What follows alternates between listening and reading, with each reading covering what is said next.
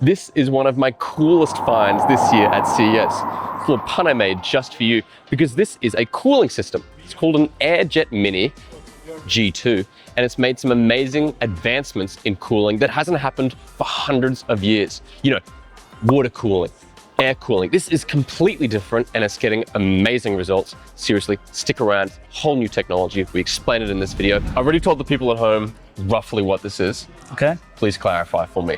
What is this? This is an active cooling chip, which is AirJet Mini Gen2. It is just not a device that moves air, but it is a heat removal device. Right. Replaces fan, fin stack, all of that together.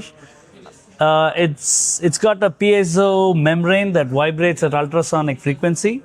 So the operations of the AirJet itself is not audible to humans. Right on. The vibrations are such that it creates a unidirectional airflow. High-speed air is sucked into these inlets. And we'll include a visualization that you've got a great visualization here. We'll put it up on the screen for the people at home so they can see what's actually going on here. Definitely. So that air that impinges on the spreader at the back helps remove all the heat. So we use this principle of jet impingement. Okay. And that's what makes this device highly efficient in removing heat. So we already have air cooling. As such, you know, you have fans, Yes. heat sinks, the copper pipes leading down That's right. thermal paste onto a CPU, for instance. That's correct. And we also have liquid cooling. Yes. Right? Yeah. So what's the point of this? Why do you even make this? That already exists. No, that exists. It's a 100-year-old technology. If you take any laptop or any device, you see the CPU, the memory, the display, everything has evolved, and technology-wise has gotten better and better. But there is one thing in there, that's the cooling solution, that's a 100-year-old technology. Right. Hasn't seen any improvements or anything. What we are bringing here is the world's thinnest and the more efficient way of removing heat, while removing all the acoustics that come with it, the dust problems, the vibration. Oh, so I suppose that this is operating above the audible hearing range, That's right? right. And that's why you're not hearing it. That's why you're not But your hearing dog is going to hate it. Good thing you should ask this, because in our office, we are pet friendly. Okay. We have 3 or 4 dogs walking around. And they don't care, but they don't avoid this. Absolutely no Okay, problem. perfect.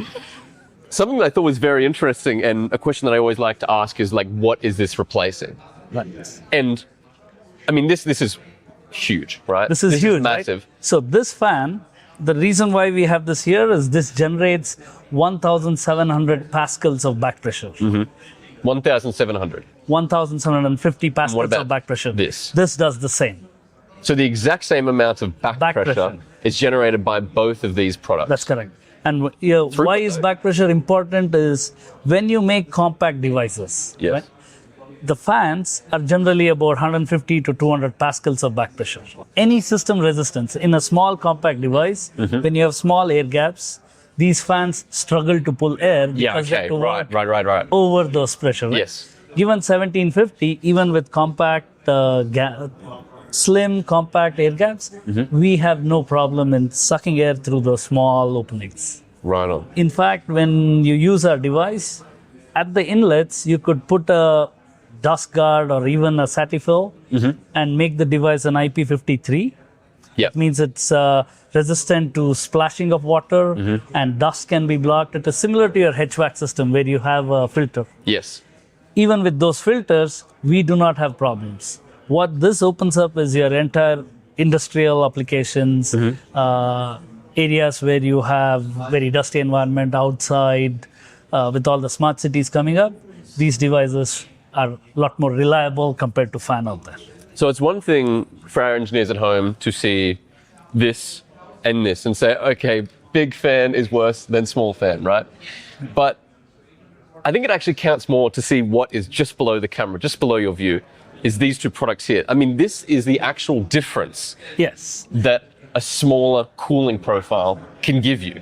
that's right. What are these? So this is a Qualcomm's reference design. This is a mini PC that's ultra slim, It is super slim, yes. super slim. And this is an equivalent mini PC. This is the Mac Mini. Yes. This is actually 1/5 the thickness, 5 times as thinner. And it's about the same area top as well. That's right? But This can actually do 25 watts of sustained performance, Yep. while this does 21 watts. So similar performance, 5 times thinner and quieter. Right on. And how many of your AirJets are in this? There are 3 AirJets in there 3 of them, yeah. to enable to utilize the full performance of the Qualcomm chipset. Beautiful. I think this is awesome. I would love the people at home to be able to evaluate this for themselves. Say there's someone who's building a computer out, working in a big company, and they haven't even heard of this.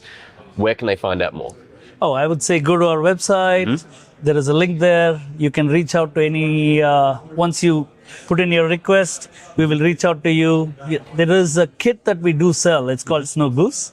It comes with these samples with our drive electronics. You could play with it, get familiarized, and you can use all the information that's on the website. Speaking of these kits, ipX says if you want to see us evaluate one of them on our channel, let us know. The other thing we'd love to do is we'd love to find out how you can collaborate with other people in this field, like other people making processors, how to make smaller and smaller devices. So if at home you're interested in something like that, let us know. We'll run a webinar about it. Shekhar, thank you so much. Pleasure Thank talking. you.